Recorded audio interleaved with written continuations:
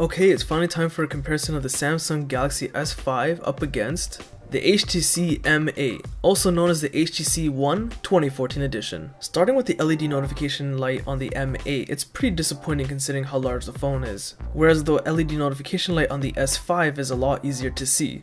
Now before we continue any further, be sure to check out the individual video reviews of each device in the video description. Moving along, you'll notice that in terms of size, the HTC M8 is slightly taller than the Galaxy S5. And here you'll notice that the S5 is under the M8, and the S5 is actually wider than the M8 by a hair's amount. And lastly, you'll notice that the M8 is just slightly thicker than the S5. Now moving on to the weight of each device, the S5 is significantly lighter than the M8, and that's most likely due to the fact that the HTC M8 is 90% covered in aluminum apart from its screen. Now the HTC M8 is pretty comfortable to hold in the hand. This is most likely due to the fact that at the back the edges are curved, which makes it feel pretty natural to hold in the hand. Unfortunately, because it is metal, the sides are slippery, so the phone can slip out of your hand if you're not careful. Whereas the edges on the S5 are plastic all around, and of course this padding at the back, this material is very soft and makes it very comfortable and easy to hold the Galaxy S5. Due to the lighter weight and the easier grip on the S5, in terms of mobility, the S5 is better than the M8. However, the more attractive of the two devices is easily the HTC M8. But one special advantage the S5 has is that it's dust and water resistant, and is water resistant for 1 meter up to 30 minutes, whereas the M8 isn't. But despite being dust and water resistant, you still get access to the 2800 mAh battery within the S5, which is a pretty impressive feat. Whereas the HTC M8 is sporting a 2600 mAh battery, but is not removable. Both devices can last about 2.5 days with their battery, and this includes usage of 2.5 hours of talk time and minimum 2.5 hours of screen on time, including using the speakers for YouTube and stuff. However, I noticed that the S5 battery is slightly better, but both phones do include a couple of power saving modes, which is always fantastic to have. Now both devices are sporting gorgeous 1080p screens, however they use different technology. The Samsung Galaxy S5, shown below, has a 5.1-inch Super AMOLED screen, whereas the HTC M8 above has a 5-inch Super LCD 3 screen. And both of them in terms of sharpness look fantastic, but you'll notice a slight difference. Below on the S5, the sky color is a bit bluer than it is on the M8 above. That's because I noticed that the S5 has slightly more saturated colors, and not only that, the S5 screen is just slightly brighter than the M8. However, the advantage of the M8 is that you're getting more realistic colors. So both screens have their own advantages. Now in regards to RAM, both devices are at a tie with 2 gigs of RAM packed inside. Now both devices have a Qualcomm Snapdragon 801 quad-core processor, but the S5 processor is clocked in just slightly faster than the M8. However, I noticed that the M8 in terms of general feel and responsiveness is a lot quicker and better than the Galaxy S5, and both of them are packing an Adreno 330 GPU. And not only that, I've noticed that the game performance is fractions of a second better than it is on the S5. The M8 gaming performance is a little bit smoother. Now this isn't to say that the S5 is slow or it's a bad device, but again I am noticing that it's just fractions of a second slower compared to the M8.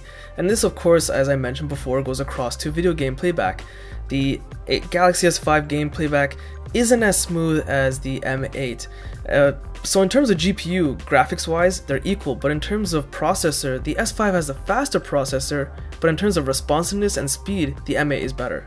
In terms of connectivity, both devices are pretty similar. They have Wi-Fi, which supports 802.11a, b, g, n, ac, Bluetooth, GPS, and IR Blastar, which means you can use your device's remote control, which I demo in their individual video reviews, mirror casting, DLNA playback, but the S5 has a slight advantage because it has download booster, which basically means you can combine your LTE and Wi-Fi speeds together to increase your download speeds of a file. The S5 has another advantage in terms of connectivity, is that its USB port supports USB 2.0 and USB 3.0.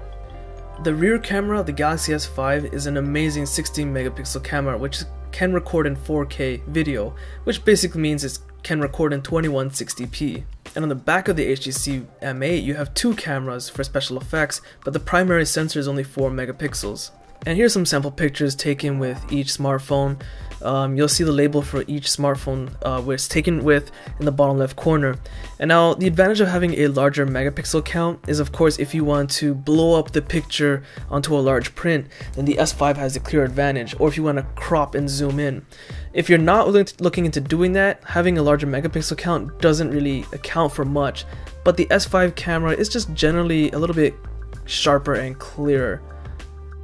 And here's a 4K video. All audio and video picture is being taken with the Galaxy S5. Of course, the 4K video has been compressed and downgraded to 1080p to match the rest of the specs of this video. Now I'm going to switch over quickly to the M8. And of course, this is the HTC M8. And quite honestly, the Galaxy S5 is still one of the best cameras on a cell phone I have ever used. It just completely demolishes the competition. And you know what, it does a lot better job than the HTC M8. Not to say that the M8 is a bit bad, it's just that the S5 is way better. Of course, this is the S5 front-facing camera, and what I noticed is that even if there's just a little bit of darkness, if there's not enough light, I noticed that the front-facing camera on the S5 gets a lot of noise on it. Kind of what you expect from the average front-facing camera. And now I've switched over to the 5-megapixel front-facing camera of the HTC M8, and it does a lot better job than the 2-megapixel front-facing camera on the Galaxy S5. I noticed that picture quality is a bit sharper, video is better, and it doesn't get as much noise if there's even a slight amount of light lost. So the front-facing camera on the M8 is significantly better than the one on the S5. So while the rear camera on the S5 is better than the M8 software for the camera is very easy to use and navigate. If you expand the options, allows you for full manual control, so I actually prefer the camera app on the M8. And the S5 has a ridiculous amount of functions. You have an assortment of options to choose from, and if you don't have enough, you can always download more from the Samsung App Store. In fact, this app has so many options built in, you might not even need a third-party camera app from the Google Play Store, and there's a huge amount of functions available, as you can see. However, it's not as responsive as the HTC camera app. So while the S5 camera is better, the camera app on the M8 is more responsive, and the gallery apps in each smartphone have heavy integration with the camera.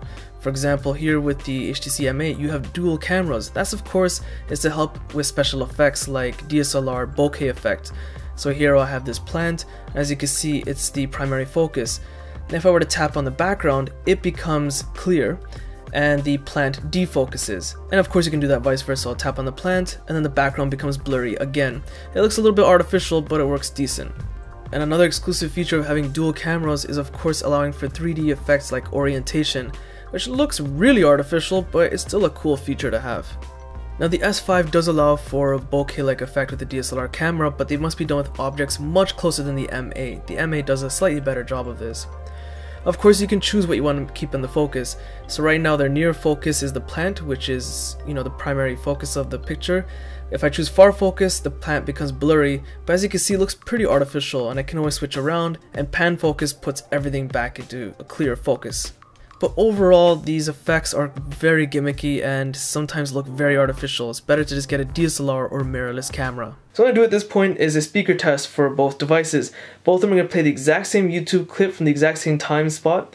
And of course, it is a video in which I demonstrate features for the Samsung Galaxy S5. You remember, you can check out all those videos and all that good stuff in the video description, including their individual video reviews for each phone. So anyway, I'm going to be lifting up the S5 because it has a speaker on the back of the smartphone. So here we go. They're both on max volume. Why is that? All you have to do is press on the multitasking button on your home screen, hit home screen settings, and you can actually turn off My Magazine in case you don't like that. Now as it progresses... Okay, and now for the HTC M8, which is dual front-facing speakers, so I'm not going to lift it. To customize that, all you have to do is press on the multitasking button on your home screen, hit home screen settings, and you can actually turn off My Magazine in case you don't like that. So not only is the HTC M8 significantly louder, its sound quality is much better. It's sharper, crisper, bass is better. Both devices do support 16 or 32 gigs of internal storage options, and of course they also support micro SD card slots that can expand your storage up to 128 gigs. Straight out of the box, the Samsung Galaxy S5 probably has the most amount of exclusive features available on any smartphone to this date. And this includes features like a fingerprint scanner, a heart rate monitor where the monitor is on the back. And while these things are its biggest strength, it's also its biggest weakness. You see, this main system settings menu, which is the most important for the user to use and customize for their device, is the most cluttered system settings menu on any device I've ever used. It's just a huge giant mess, and it's very confusing to get through certain functions.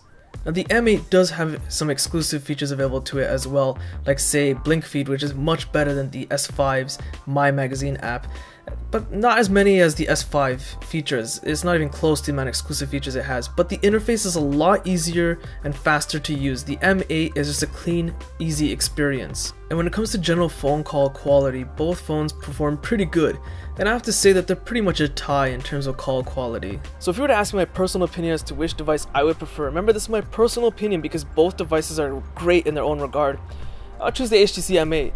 Now I know the camera is decent, it's not fantastic, but it has some of the loudest speakers on the phone I have ever used. And not only that, it's the most responsive Android device I've ever used. It's very fast, very easy to use, quick to the point. The HTC features, they're exclusive, aren't like in your way, they're just there if you want to use them, and if you do want to use them, they're easy to use and they're fast.